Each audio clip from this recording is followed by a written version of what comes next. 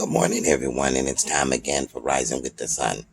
I hope that you all rested well last night, and I hope that your dreams and your sleep was peaceful. We pray for that. I hope that you're beginning your morning with a positive mindset, and you're praying and asking God to protect you, guide you, and watch over you and your family. This morning, I want to talk to you about a story or a chapter in the Bible that we've read over and over. Daniel, the 10th chapter.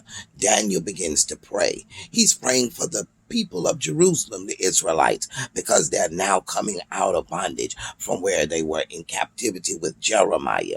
He's praying for the well-being of his people, and as they rebuild the city, we know that they came up against a lot of opposition as Nehemiah tried to rebuild the wall, and Jeremiah and the rest of the Israelites come out of captivity again.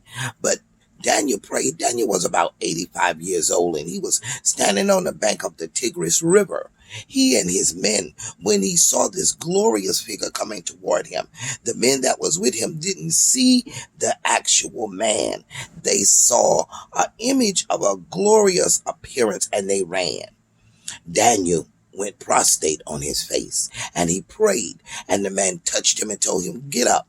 And Daniel rose up, and he was on his knees, and the angel began to tell Daniel that his prayers would be answered. The angel began to tell him, "I would have been here sooner, but I had to stop and war with the king of Persia, which was Satan." Let me say this today. You may think your prayers are not going to be answered. It may feel like it's been a long time. It may feel like you've been praying the same prayer for years, but you can rest assured that your prayers will be answered.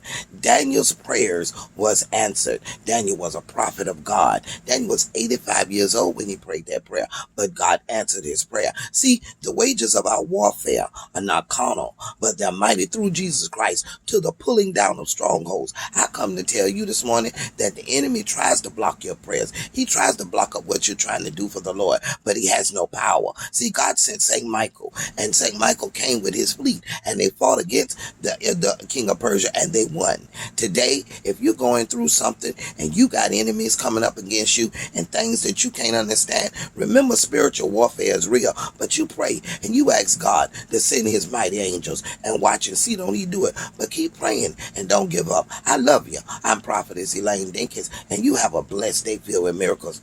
Bye, everybody.